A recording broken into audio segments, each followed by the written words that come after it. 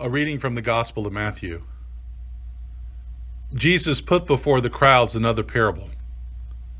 The kingdom of heaven is like a mustard seed that someone took and sowed in his field. It is the smallest of all seeds, but when it is grown, it is the greatest of shrubs and becomes a tree, so that the birds of the air come and make nests in its branches. He told them another parable. The kingdom of heaven is like a yeast that a woman took and mixed in with 3 measures of flour until all of it was leavened.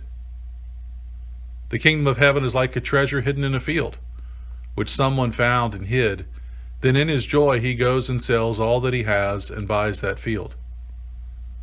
Again, the kingdom of heaven is like a merchant in search of fine pearls. On finding one pearl of great value, he went and sold all that he had and bought it. Again, the kingdom of heaven is like a net that was thrown into the sea and caught fish of every kind. When it was full, they drew it ashore, sat down and put the good into baskets, but threw out the bad. So it will be at the end of the age.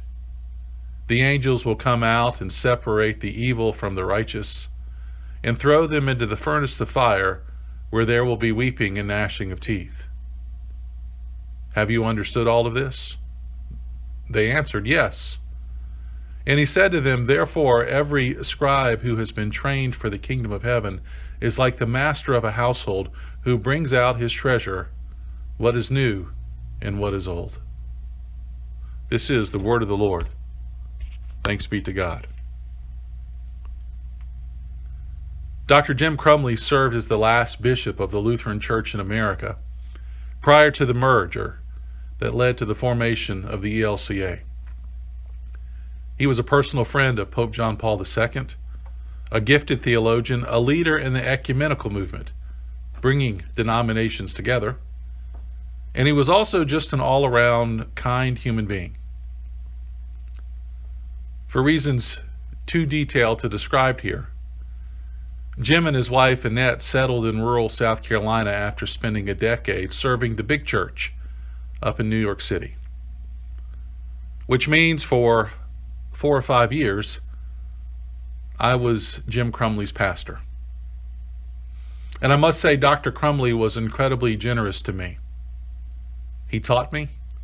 He fed me breakfast several times a month. He introduced me to his colleagues, and he never picked on my sermons. From the first Sunday I met him onward, he let it be known, "I'm here as your parishioner, not your bishop." I appreciated Dr. Crumley's humility. That said, I always knew how the good bishop felt about my sermons. You see, I'd watch Jim every Sunday like I watch Mike Chesser now, to try to glean how things were going with my preaching. And I discovered if Dr. Crumley was rubbing his chin, I was either saying something profound or at least keeping his attention. On the other hand, if Crumley was rubbing his forehead, like a level 10 migraine had set in, I knew my words on that particular Sunday were careening off the rails and heading for the ravine. Dr. Crumley rubbed his forehead a lot. But more importantly, he modeled a fundamental truth for me. What we say to others from a pulpit or a sidewalk or in an office space, and how we say it, matters. When Jim Crumley spoke on a Sunday morning or told a story or offered a little bit of good counsel, every word he spoke arrived with an air of authenticity and power. I've said it before. What we say, or what is said to us, matters. Words are more than characters on a page, more than an assemblage of consonants, vowels, and stressed syllables. Our words have power. They can comfort or induce fear. They can build people up or tear them down. They can release or bind. They can tell a good story, or better yet, envision a new one.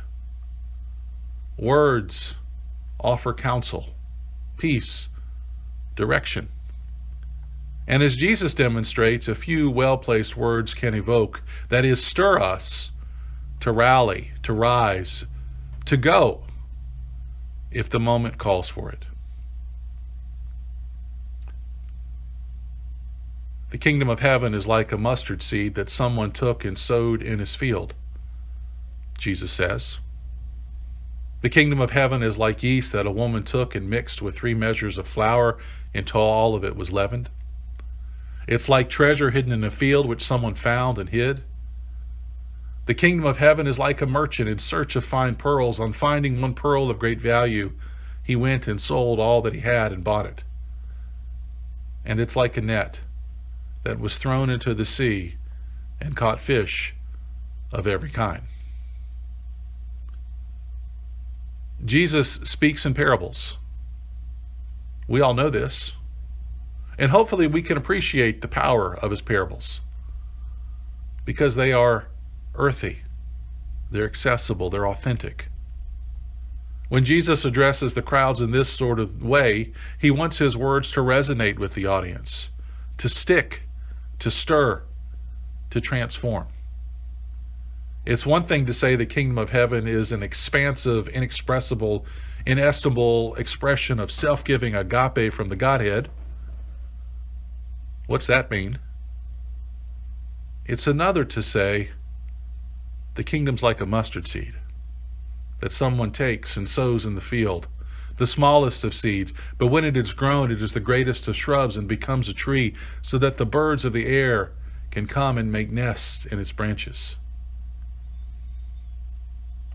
Did you hear the difference? At their best, parables bring the big stuff home for us.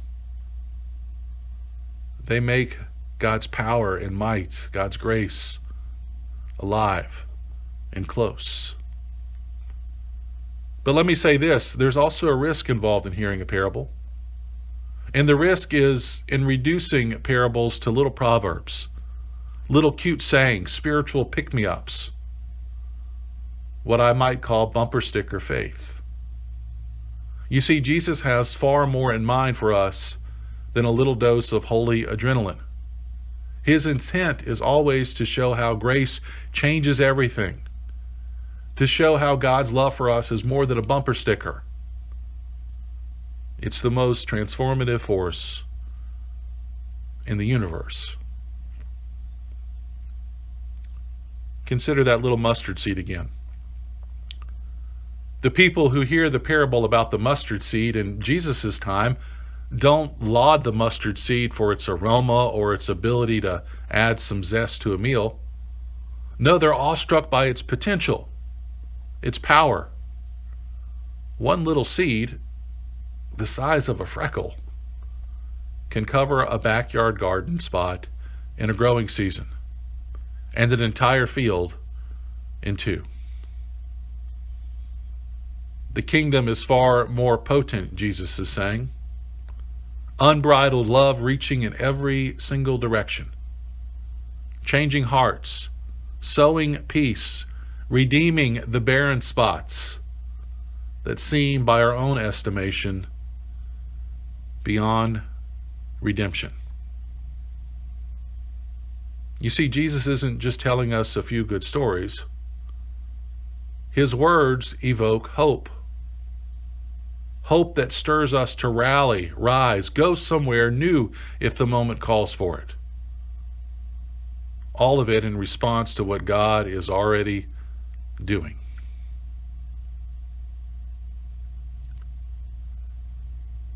Dr. Jim, in all of his dignity and humility, carried unimaginable pain in his heart. You see, he lost his daughter to cancer when she was just starting her own family. It hurt him.